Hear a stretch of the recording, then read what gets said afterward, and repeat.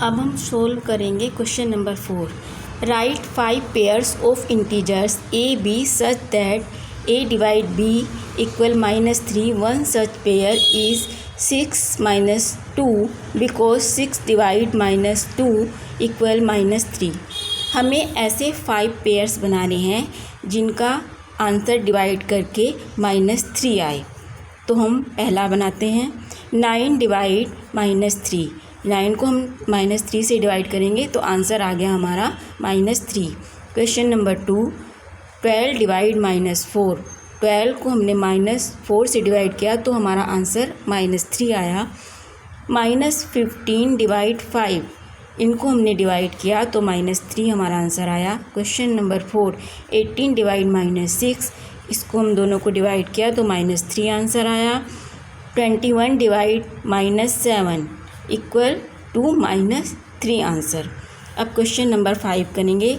The temperature of 12 Noon was 10 degree about 0 if it decreases at the rate of 2 degree Celsius per hour until midnight. At what time would the temperature be 80 degree Celsius below 0?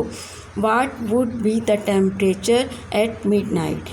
इसमें हमें temperature बताना है नून तक का, जिसमें हमारा 10 degree 0 से 10 degree पर आवर्स डिक्रीज़ हो रहा है टेम्परेचर। तो हमें इसका आंसर निकालना है। आंसर पहले तो हमने ये एक बनाई है लाइन जिसमें हमने टेम्परेचर को शो किया है।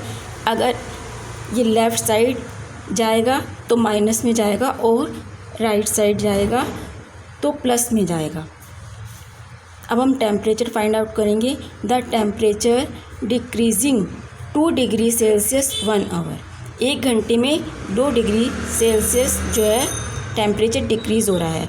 द टेम्परेचर डिक्रीज 1 डिग्री तो 1.5 आवर में होगा।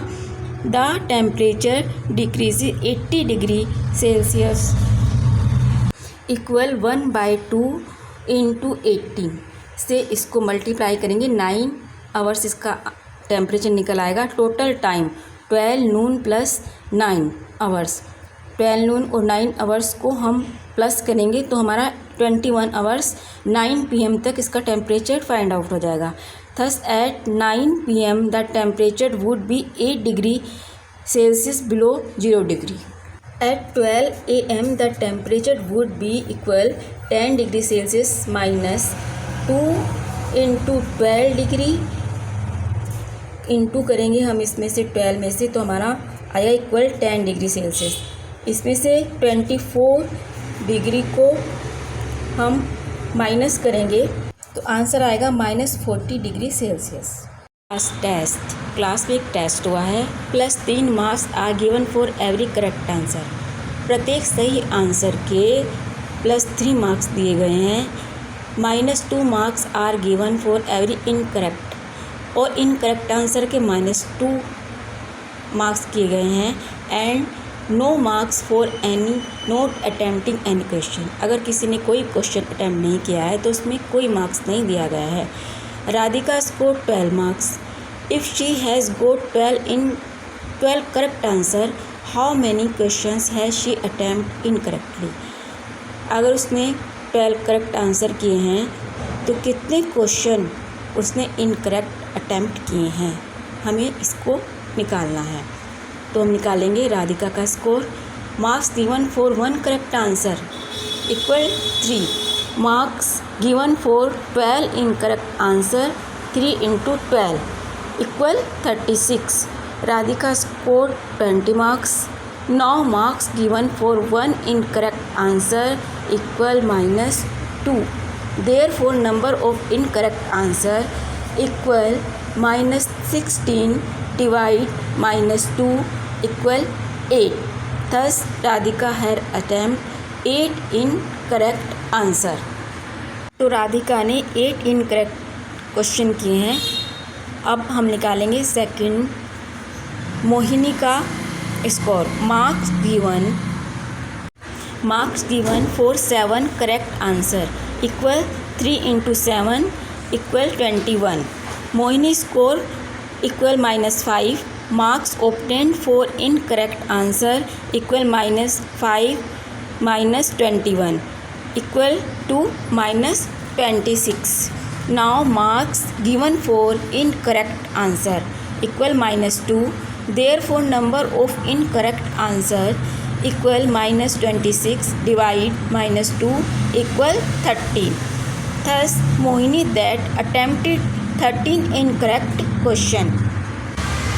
An elevator descends into a mine shaft at the rate of 6 minutes. If she descent starts from 10 meters above the ground level, how long will it take to reach 350 minutes?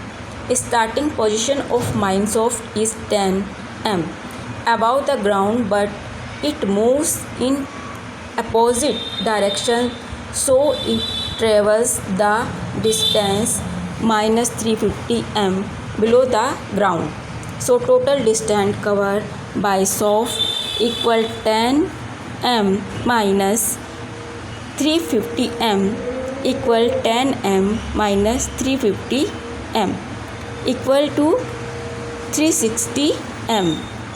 Now time taken to cover a distance of 6 minutes by it 1 minute. So time taken to cover a distance of 1 minute by it 1 by 6 minutes. Therefore time taken to cover a distance of 360 m equal 1 by 6 into 360 equal 60 minutes equal to 1 hour. Thus in 1 hour the mine shaft reaches 350 below the ground.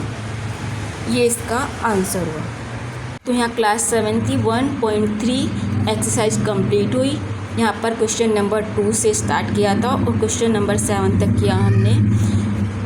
अगर आपको ये video पसंद आई तो thanks for watching and channel पर नए हैं तो channel को सब्सक्राइब कीजिए, लाइक शेयर कीजिए।